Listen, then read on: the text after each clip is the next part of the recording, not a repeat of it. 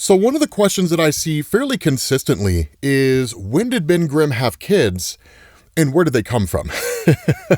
So here's an answer to that question. So this takes place in two comics. The first one is the Fantastic Four #0 prelude to Marvel's Empyre event. And the second one is the, I guess, epilogue or the aftermath. This is technically called Empyre Fallout. But the idea behind this is that this initially picks up with the Fantastic Four quite literally running out of gas. I'm not even lying. Coming back from a mission, they're just kind of stranded on this rock. And what ends up happening is that a ship happens by that offers to barter them passage. The reason being because the Fantastic Four don't necessarily have any cash on them.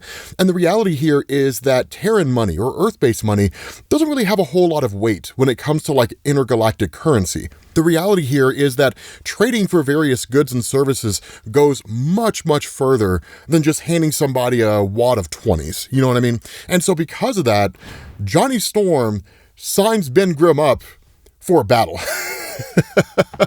Right, technically it is the Casino Cosmico. And the idea behind this is that this guy in particular recognizes the Fantastic Four, and he recognizes Ben Grimm.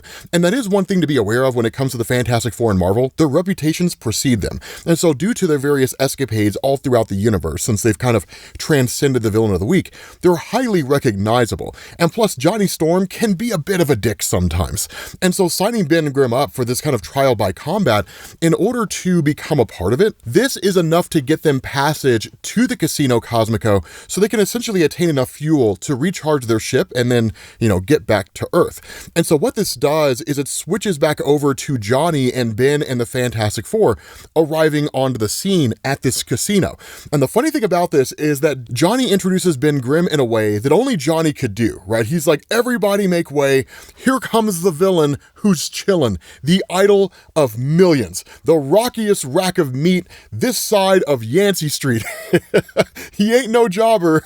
He's here to clobber the king of the ring, the ever-loving Ben Grimm. I gotta be honest, man, Ben Grimm is kind of annoyed by it. Dude, I would be leaning into it, man. I'd be waving to people and I'd be like, ah, it'd be amazing. But still, one of the things that goes on is when they arrive here on the scene, they tell Franklin and Valeria to stay put. Now, one of the things that I want to specify here is that this is at a time in Marvel when they were kind of shifting up Franklin Richards. The reason being because, as most of you guys know, according to Jonathan Hickman's kind of hierarchy of mutants in Marvel Comics, that when it comes to just raw power innate to an individual, so not Jean Grey who uses the power of the Phoenix, but just the raw power that a being has, Franklin's the most powerful mutant in the Marvel Universe.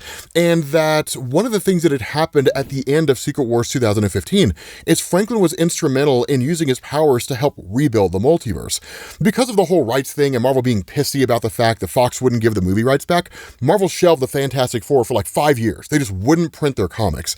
And so once they brought them back, they actually offered a caveat to Franklin. And they said because of the amount of power that it took for him to essentially restore the multiverse, Franklin's powers were running out. So this is a point here where Franklin's powers are effectively running dry. So he doesn't use them all that often. Now, some fans loved it, some fans hated it. Your mileage may vary on how you feel about it. But of course, with Franklin and Valeria being told, hey, stay here, right? Do not go and do anything. We'll be right back.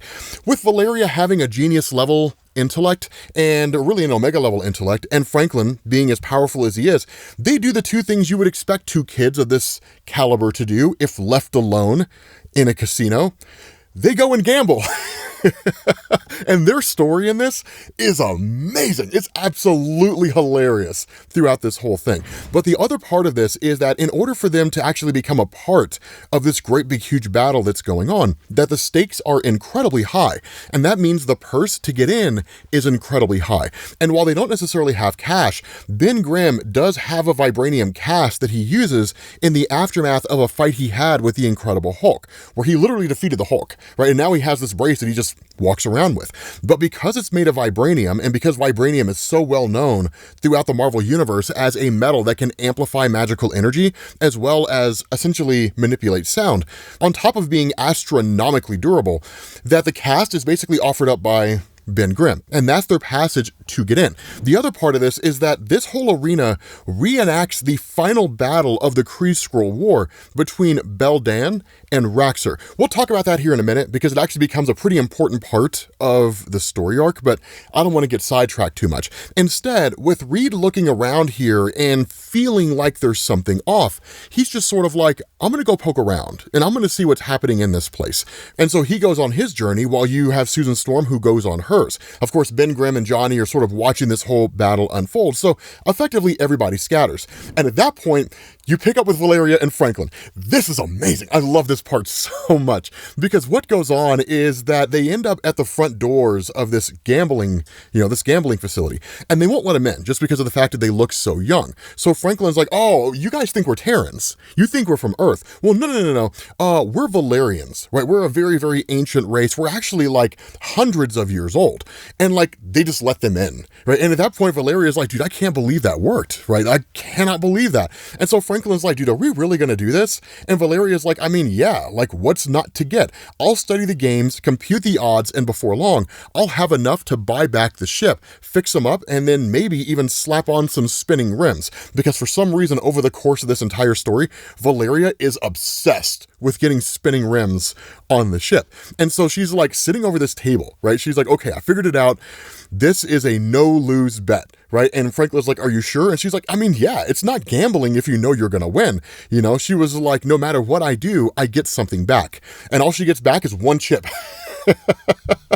Right? And so at that point, you switch over to Ben and Johnny, and they're watching this whole fight ensue. And that's where Ben kind of looks around, and he was like, dude, this crowd is out for blood, man. Like, Reed's right. Like, something's not right here, right? Something's a little off about this whole place. And that's where Johnny's like, I mean, dude, I've sat ringside with you, right? I mean, I've seen you call for like the head of the combatant that you don't like. And Ben's like, I mean, yeah, but like these folks are bloodlusted, man. Someone's manipulating things in some capacity. Not only that, in the middle of the fight between these two guys that are waging war against each other, kind of representing this final battle of the Kree Skrull War, Ben realizes it's a couple of kids, right? Obviously the kids that he's going to go on to basically bring in. And at that moment, when he realizes what's going on, he was like, no, right? I am not going to sit here and watch two kids fight to the death. That is never going to happen. So like immediately he jumps in to the midst of this whole thing. And what's kind of funny is that it seems like he's more of a disruptor of the fight. He's not supposed to be there. So people start just like booing him and all kinds of stuff. Now, as a testament to Ben Grimm's strength, because of the fact that this is like a giant field that's encased in a seemingly indestructible force field, Ben just like pries it open, right? And just like goes in. And so the game master who's watching all of this, somebody that we'll talk about here in a second because she does reveal her identity, it is kind of intriguing. You may or may not care. She's just like, okay, so this is not what I was expecting, but there's always a way to make the games work. And so she ends up figuring out a way to profit off of it by spinning the whole involvement of Ben Grimm as part of the show. And she was like, attention, one and all, for your extra enjoyment, the Casino Cosmico is proud to present two special combatants, regular participants in some of the most epic battles of the Kree Skrull War, the Human Torch and the Thing. And at that moment, everybody starts going nuts. Well, then that's when Reed Richards shows up to where this game master's at and then confronts her. And what you realize is that she's the sister of the Grandmaster, right? One of the elders of the universe. And that one of the things to know about each of the elders, they're some of the oldest individuals in existence. They all hail from, civilizations and societies that have either collapsed or been destroyed at some point in time. And so they kind of form a loose brotherhood, right? The last men standing of their respective civilizations. But they all have their own individual vices, right? Grandmaster, as most of you guys know, he loves to bet on things. The gardener loves to tend to his garden. The racer loves to race. That you have the collector who collects things, right? They all kind of follow their namesakes. In this instance, she just loves to collect wealth. That's really her only thing. And she's like, it's what your people would call the gold standard of the universe. Because she says throughout history, the Kree Skrull War has been a reliable constant. It contributes to the rebuilding of infrastructures, advancements in science, medicine, and of course, weaponry. And she says, because I'm also a war profiteer. And she just ends up kind of like sending her drones, directly after Reed. And a bit of a fight ensues, between the two of them. It's nothing major, it's not huge, but it's enough to kind of offer some measure of a distraction.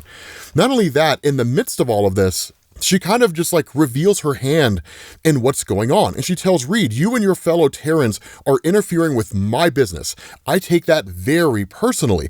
And where Reed is just kind of like, I mean, you're forcing two sentient beings to fight for a mob's amusement. Reed doesn't have the full totality of what's going on like Ben Grimm and Johnny Storm does, which is to say he doesn't know kids are involved here. And that's where she says two children, actually. And yes, I am, because there's more to them than you can possibly imagine. There are best hope that the Kree-Skrull alliance will fail and that order will be restored. Now, this takes Reed by surprise because he doesn't know that there's an alliance. Now, to kind of sidetrack from this story for a quick, 10 seconds, this is what the Empyre event in Marvel Comics was about. The alliance of the Kree and the Skrulls, two warring races that had been fighting for eons. And when I say eons, I mean like hundreds of thousands, if not potentially millions of years. It depends on what era of Marvel you're reading, right? If you read Roy Thomas's era of Marvel, they've been fighting for millions of years. If you read the more recent run, they've been fighting for a few 100,000 years. But regardless of how you slice it, they are mortal enemies. And again, we'll talk a little bit more about that here in a second when we get into the kids directly.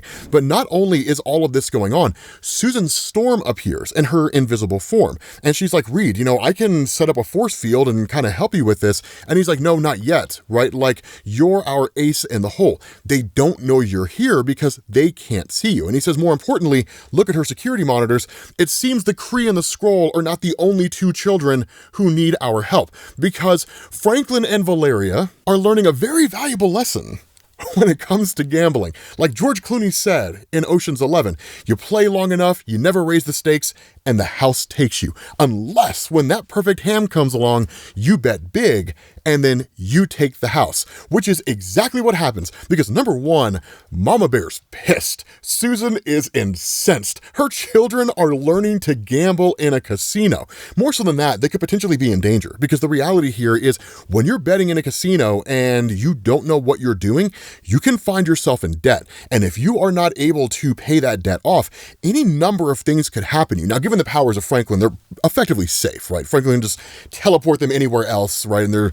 they'll be safe for all time. But the fact is, right, they are getting in over their heads and developing some very bad habits. And so at that point, you switch back over to Ben and Johnny, and they just kind of like start going toe to toe against these kids to a degree. But what's funny about this is that Ben Grimm doesn't want to attack them because they're kids, but these kids are trained, hardened warriors. So they're like, we're going to kill you. So Ben Grimm has to like hold these kids off as best he can. But like some of the things they say, I mean, I know it's not supposed to be cute. They're supposed to be like warriors, battle hardened warriors, fighting to the death. But like they're so adorable at the same time, right? Because this kid's like, you don't get it. I've been trained since birth for one purpose only, to slaughter that Skrull. And where Ben Grimm's just like, so you skipped right over toilet training, right? And the girl's just like, don't mock him, right? Like he is the Kree Chronicle of Blood, a worthy foe and the symbol of everything I must destroy. And Johnny's just kind of like, dude, these kids are intense, man. These kids are pretty intense, dude. Like, this is a little wild. And so what ends up happening here is that Johnny kind of figures out that something else is going on. The reason why is because once he realizes that the entirety of this facility is designed to basically adjust itself, right? Almost like an illusion or a set that can change as it's programmed to, that it can move from one landscape to another as long as it remains part of the Kree-Skrull War. And he starts to realize the entire facility around them is beginning to shift and change. At the same time that happens, you switch back over to Franklin and Valeria, who again are clearly being dominated by this casino. And so Valeria's just like, okay, we only have like one roll left, right? She's like, come on, 11, right? And like throws the dice, and they lose. But then the dice move by themselves and they win, right? And they're just like, yeah, we won, right? Like, yes, right? We finally won a hand. We did it, right? We're out of this hole. And they're like, okay, like no matter what, Mom and Dad can never know that we almost lost everything. And this voice is just like, too late. And they know they're busted. Right? And it's like, okay, I'm guessing we should cash out. But it like, what happens is not what you expect, because Susan Storm and Valeria and Franklin concoct a plot. And they effectively bankrupt a casino, because Susan's just like, not yet, dear. Like, this may not have been your lucky night, but that's about to change, because they start going from like table to table, the roulette tables, right? All these different gambling games, and just start fixing everything. Susan Storm, being invisible, just starts fixing all the games for them. So they cheat a casino. And I just need to say that publicly, right? I just need to say that publicly out loud. The Fantastic Four just cheated an intergalactic casino out of all of its money. I just needed to say that. Because I never thought I would, but it's hilarious, right? Now, one of the things that goes on is that, of course, as you guys may or may not know, when it comes to casinos, you have pit bosses. And while pit bosses are quote unquote there to keep the peace and to make sure that people don't get into fights or anything like that, the real reason why pit bosses are there are to make sure that no one's cheating the casinos. And as one of these pit bosses is rolling around, they realize something a little fishy is going on, because everywhere these Valerians go, they win everything. Now, either they have an astronomical string of luck, or they're somehow cooking the books. But while this pit boss tries to contact the game master, right, tries to tell this woman what's going on, she's caught up in the whole fight with Reed Richards and everything. So she's not really paying attention to what's going down on the casino floor. And so what ends up happening is that in the fight with Reed, he fires off this weapon that reprograms the entirety of the battle scenario. Now, it's not an accidental thing, right? He knows what he's doing, because what he says is, let me turn this into what I consider to be the most important moment from the Kree Skrull War. And this is where you start to get into some history of Marvel Comics. So the first thing to discuss here is Joven, right? He's the name of the boy. We should probably just use your names, right? Joven and Nakala is the boy and the girl. The reason why Joven makes the attack against Johnny Storm and says things like, and I know this start date, this is the wedding day of the Inhuman King and Queen, is because this is a page being taken out of Fantastic Four Annual number 18 from the first volume. And the way this played out was that it actually kind of bookended into the Dark Phoenix saga. Into the Phoenix and Dark Phoenix sagas in Marvel Comics. The way this worked, for those of you guys who are familiar with the X-Men mythos, is that, of course, Jean Grey having the Phoenix and the Dark Phoenix and all that kind of stuff that was going on, there was a trial by combat on the blue area of the moon. If you guys remember X-Men the Animated Series during the whole Phoenix saga, do you remember that scene where Lilandra was addressing the Kree and the Skrulls at the same time and trying to figure out how to handle the whole situation, and ultimately a trial by combat was determined? That was pulled directly from Marvel Comics. The other half of the story that the show didn't bring was the fight between Raxor and Beldan. And the reason why is because when this time happened, Raxor and Beldan were sent as basically observers to make sure that the X-Men effectively lost, right? To kind of fix the games, more or less. And what ended up taking place was that Raxor had actually basically taken on the form of Storm. He encountered Wolverine. Wolverine thought it was actually Storm, and then Raxor made his move. Essentially tried to incapacitate the X-Men in order to make sure they couldn't fight to their full capacity. Raxor was almost killed, and he was saved by Beldan, despite the fact that they are eternal enemies, right? One Kree, one Skrull.